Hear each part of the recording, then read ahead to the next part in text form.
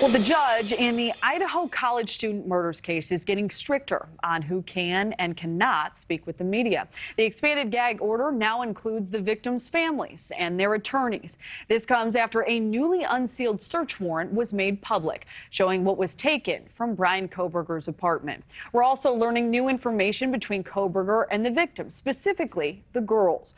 According to People magazine, Kohberger visited the restaurant at least twice, where Xana and Maddie both worked. He also followed Kaylee, Maddie, and Xana on Instagram and even tried messaging them. Steve Helling exclusively reported these new details. He's a senior crime writer with People magazine, and he joins us now. Steve, thank you for being here. Thank you.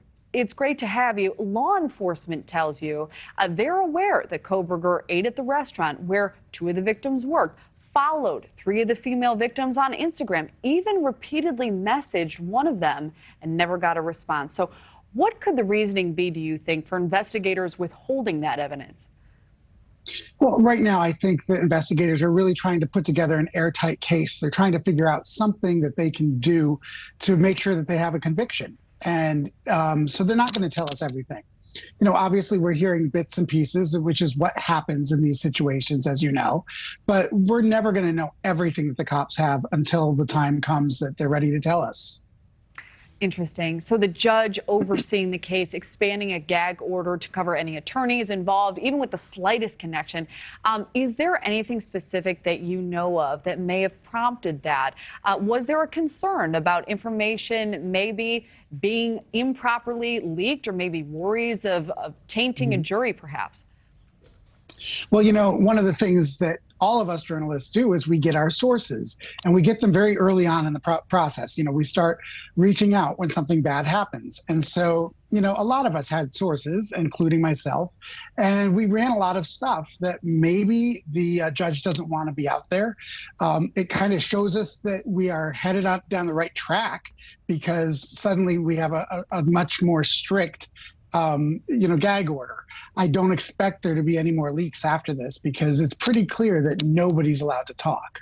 Yeah, that certainly seems to be the case. So is there anything that could indicate Kohberger visited this restaurant with the intention of stalking or hurting Xana or Madison? Or do you think this is really about his strict dietary restrictions? Well, you know, that in that area, there's very few restaurants that serve exclusive, or that serve vegan food, that they use, you know, separate ingredients. They use separate part of the kitchen. And the Mad Greek just happened to be one of those places. I don't get the feeling, and I don't believe that the cops get the feeling, that the first times he went there for any other reason but to get a vegan pizza. You know, whether or not his paths crossed with the girls there, and whether or not that's where it started, that's something that the cops would know for sure. But we know for sure that he ate there at least twice, probably more. And, you know, that was a place that was familiar to him. Interesting. So what other big questions do you still have about the case? What more do you think we'll be learning between now and the next hearing in June? Mm-hmm. Well, you know, we have, what is it, almost 5 months now. And during these next 5 months, I'd like to know, you know, what, other than the cell phone pinging and the DNA, what else did they have that led them to Bryan Kohberger? And more than that, you know, what's the motive? I think that's what everybody wants to know. Who was the intended victim and what was the motive? And both of those things are information that the police have been keeping close to the chest for right now. Yeah, certainly will be interesting. Well, Steve Helling, thank you so much for joining us. We appreciate it. Thank you. Thank you for watching. Go to newsnationnow.com to find NewsNation on your television provider. And don't forget to click the red subscribe button below to get more of NewsNation's fact-driven, unbiased coverage.